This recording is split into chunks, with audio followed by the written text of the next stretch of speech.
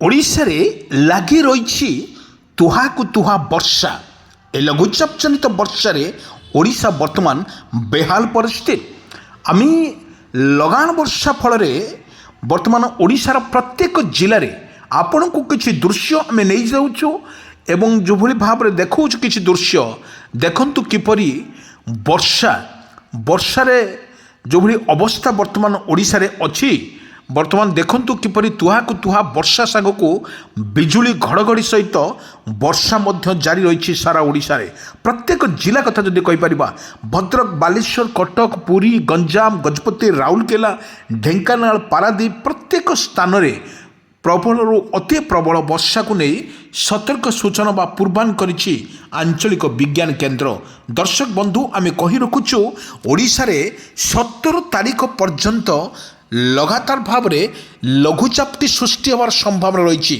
ସେଥିମଧ୍ୟରୁ ସରକାର ପ୍ରତ୍ୟେକ ଜିଲ୍ଲାପାଳକୁ ମଧ୍ୟ ନୋଟିସ୍ କରିଛନ୍ତି ଏବଂ ପ୍ରତ୍ୟେକ ଜିଲ୍ଲାପାଳମାନେ ଆଲର୍ଟମେଣ୍ଟ ରହିବେ ଏବଂ ପ୍ରତ୍ୟେକ ଲୋକମାନଙ୍କର କିପରି ଅସୁବିଧାର ସମ୍ମୁଖୀନ ନ ହୁଅନ୍ତି ସେଥିପାଇଁ ଧ୍ୟାନ ଦେବେ। ଏବଂ ବଡ଼ କଥା ହେଉଛି ଲଗାଣ ବର୍ଷା ଫଳରେ ଓଡ଼ିଶାର ବର୍ତ୍ତମାନ ବେହାଲ ପରିସ୍ଥିତି ସୃଷ୍ଟି ହୋଇଛି। ଦର୍ଶକ ବନ୍ଧୁ, ଆମେ ଗୋଟେ କଥା କହିବାକୁ ଯାଉଛୁ, ଯେଉଁଭଳି ଭାବରେ ଓଡ଼ିଶାର ରହିଛି ଲଘୁଚାପ ଜନିତ ବର୍ଷା, ପଛକୁ ପଛ ଲଘୁଚାପକୁ ନେଇ ସତର୍କ ସୂଚନା ଜାରି କରିଛି ଆଞ୍ଚଳିକ ପାଣିପାଗ ବିଜ୍ଞାନ କେନ୍ଦ୍ର। ବର୍ତ୍ତମାନ ଯାହା ଅପଡେଟ୍ ଖବର ଆସୁଛି, ପ୍ରତ୍ୟେକ ଜିଲ୍ଲାରେ ଲାଗି ରହିଛି ତୁହାକୁ ତୁହା ବର୍ଷା ସହିତ ବିଜୁଳି ଘଡ଼ଘଡ଼ି ସହିତ ବର୍ଷା ମଧ୍ୟ ଜାରି ରହିଛି। ଆମେ କିଛି ଦୃଶ୍ୟ ଆମେ ଆପଣମାନଙ୍କ ପାଖରେ ରଖୁଛୁ, ଦେଖନ୍ତୁ କିପରି ଭାବରେ ବର୍ଷା ତୁହାକୁ ତୁହା ବର୍ଷା ସାଙ୍ଗକୁ ବିଜୁଳି ମାଡ଼ରେ କମ୍ପୁଛି ସାରା ଓଡ଼ିଶା। ଏଠି ଆମେ ଗୋଟେ କଥା କହିପାରିବା, ଭଦ୍ରକ, ବାଲେଶ୍ୱର, କଟକ, ପୁରୀ, ଗଞ୍ଜାମ ଜିଲ୍ଲାକୁ ମଧ୍ୟ ୟେଲୋ ୱାର୍ଣ୍ଣିଂ ଜାରି କରିଛି ଆଞ୍ଚଳିକ ପାଣିପାଗ ବିଜ୍ଞାନ କେନ୍ଦ୍ର। ଆମେ ଦର୍ଶକ ବନ୍ଧୁ ଆପଣମାନଙ୍କୁ କହି ରଖୁଛୁ, ଯେଉଁଭଳି ଭାବରେ ଓଡ଼ିଶାରେ ରହିଛି ଏହାର ପ୍ରଭାବ, ଓଡ଼ିଶାରେ ରହିଛି ଏହାର ଲଘୁଚାପ ଜନିତ ବର୍ଷା। ପାଖାପାଖି ଆମେ ଯଦି କହିବା ରାଉରକେଲା, ଢେଙ୍କାନାଳ, ପାରାଦୀପ ଏବଂ ସମ୍ବଲପୁର, ବରଗଡ଼, ଦେବଗଡ଼ ଏହିମାନଙ୍କୁ ମଧ୍ୟ ୟେଲୋ ୱାର୍ଣ୍ଣିଂ ଜାରି କରିଛି ଆଞ୍ଚଳିକ ପାଣିପାଗ ବିଜ୍ଞାନ କେନ୍ଦ୍ର। ଦର୍ଶକ ବନ୍ଧୁ, ଯେଉଁଭଳି ଭାବରେ ଓଡ଼ିଶାରେ ଲଗାତାର ଭାବରେ ଲଘୁଚାପ ଜନିତ ବର୍ଷା ଆରମ୍ଭ ହୋଇଯାଇଛି ଏବଂ ଏହାର ବାତ୍ୟା ରୂପ କେବେ ନେବ ଯାହା ସତର୍କ ସୂଚନା ଜାରି କରୁଛି। ପାଖାପାଖି ଅକ୍ଟୋବର ମାସରେ ବନ୍ୟାର ପରିସ୍ଥିତି ସୃଷ୍ଟି ହେବ ବୋଲି ତାକୁ ଆକଳନ କରିଛି ପାଣିପାଗ ବିଜ୍ଞାନ କେନ୍ଦ୍ର। ଦର୍ଶକ ବନ୍ଧୁ, ଆମେ ଗୋଟିଏ କଥା କହିବାକୁ ଚାହୁଁଛୁ, ଯେଉଁଭଳି ଭାବରେ ଓଡ଼ିଶାରେ ରହିଛି ଏହାର ସ୍ଥିତି, ପ୍ରତ୍ୟେକ ନଦୀନାଳ କଥା କୁହନ୍ତୁ, ପ୍ରତ୍ୟେକ ନଦୀନାଳ ଏବଂ କେନ୍ଦୁଆପଦାରେ ବନ୍ୟା ପରିସ୍ଥିତି ସୃଷ୍ଟି ହୋଇଥିବାର ମଧ୍ୟ ଦୃଶ୍ୟମାନ ହୋଇଛି ଏବଂ ଆମେ ସେଥିର ଆପଣମାନଙ୍କୁ କହି ରଖୁଛୁ ଯାଜପୁରରେ ମଧ୍ୟ ପ୍ରବଳ ବର୍ଷା ଜାରି ରହିଥିବାର ମଧ୍ୟ ଦେଖିବାକୁ ମିଳିଥିଲା। କିନ୍ତୁ ଏଭଳି ଏକ ପରିସ୍ଥିତିକୁ ସାମ୍ନା କରିବା ପାଇଁ ସରକାର ସବୁ ପ୍ରକାର ବ୍ୟବସ୍ଥା ମଧ୍ୟ କରିଛନ୍ତି। କିନ୍ତୁ ବଡ଼ କଥା ହେଉଛି ସରକାର ଏତେ ପର୍ଯ୍ୟନ୍ତ ଲୋକମାନଙ୍କୁ ମଧ୍ୟ ସଚେତନ କରାଯାଇ ନାହିଁ। କିନ୍ତୁ ଯାହା ଅପଡେଟ୍ ଖବରର ମାଧ୍ୟମରେ ଲୋକମାନଙ୍କୁ ସଚେତନ କରାଯାଉଛି, ଯେଉଁଭଳି ଭାବରେ ଲଘୁଚାପଟି ସୃଷ୍ଟି ହେବ, ଲଘୁଚାପ ସୃଷ୍ଟି ହେଲେ ସ୍ଥଳଭାଗର ଯେତେ ପରିମାଣ ରହିବ ଜଳଭାଗରେ ମଧ୍ୟ ସେତେ ପରିମାଣ ରହିବ ବୋଲି ଆକଳନ ମଧ୍ୟ କରିଛି ଆଞ୍ଚଳିକ ପାଣିପାଗ ବିଜ୍ଞାନ କେନ୍ଦ୍ର। ଦର୍ଶକ ବନ୍ଧୁ, ଯେଉଁଭଳି ଭାବରେ ଓଡ଼ିଶାର ପ୍ରବଳ ବର୍ଷାକୁ ନେଇ ଯେଉଁଭଳି ସତର୍କ ସୂଚନା ଜାରି କରାଯାଇଛି, ଅନ୍ୟ ରାଜ୍ୟମାନଙ୍କରେ ମଧ୍ୟ ପ୍ରବଳ ବର୍ଷା ମଧ୍ୟ ଜାରି ରହିବ। କିନ୍ତୁ ଗୋଟିଏ କଥା ଆମେ ଆପଣମାନଙ୍କୁ କହି ରଖୁଛୁ, ଓଡ଼ିଶାରେ ଲଗାଣ ବର୍ଷା ଫଳରେ ସମୁଦ୍ର ଅଶାନ୍ତ ରହିଥିବା ଫଳରେ ସମୁଦ୍ରକୁ ନ ଯିବା ପାଇଁ ମଧ୍ୟ ବାରଣ କରିଛି। କାରଣ ଏଟା ମତ୍ସ୍ୟଜୀବୀମାନଙ୍କ ପାଇଁ ସ୍ପେଶାଲ ରିପୋର୍ଟସ୍ ବର୍ତ୍ତମାନ ଯାହା ଅପଡେଟ୍ ଖବର ସାମ୍ନାକୁ ଆସୁଛି, ଏସ୍ଆର୍ସି ପକ୍ଷରୁ ଲାଇଟିଂ ମଧ୍ୟ ଅଧିକା ରହିବ। ବିଜୁଳି ଲଘୁଚାପ ଜନିତ ବର୍ଷାରେ ବର୍ତ୍ତମାନ ଦେଖନ୍ତୁ କିପରି ବର୍ତ୍ତମାନ ରହିଛି ଓଡ଼ିଶାର ପରିସ୍ଥିତି। ଏହି ଲଗାଣ ବର୍ଷା ଫଳରେ ସବୁଠି ବର୍ତ୍ତମାନ ବେହାଲ ପରିସ୍ଥିତି ମଧ୍ୟ ସୃଷ୍ଟି ହୋଇଛି। ଦର୍ଶକ ବନ୍ଧୁ, କିନ୍ତୁ ତା ପୂର୍ବର କଥା ଯଦି ଆମେ କହିବା, 2ଟି ଲଘୁଚାପ ସେପ୍ଟେମ୍ବରରେ 2ଟି ଲଘୁଚାପ ସୃଷ୍ଟି ହୋଇଥିବା ବେଳେ ଗୋଟିଏ ଲଘୁଚାପ ତା ଦୁର୍ବଳ ହୋଇଥିବା ବେଳେ ପୁଣି ଆଉ ଗୋଟିଏ ଲଘୁଚାପ ବର୍ତ୍ତମାନ ଓଡ଼ିଶା ଉପରେ ପ୍ରଭାବ ପଡ଼ିବ। ଏବଂ ଯଦି ଆମେ କହିପାରିବା ପୁରୀ, କଟକ, ଗଞ୍ଜାମ, ଗଜପତି, ରାଉରକେଲା, ଢେଙ୍କାନାଳ, ପାରାଦୀପ ପ୍ରତ୍ୟେକ ଜାଗାରେ ବର୍ଷା ମଧ୍ୟ ତୁହାକୁ ତୁହା ରହିଛି। ବିଜୁଳି ଘଡ଼ଘଡ଼ି ସହିତ ବର୍ଷା ରହିଥିବାର ମଧ୍ୟ ଦୃଶ୍ୟମାନ ହୋଇଛି।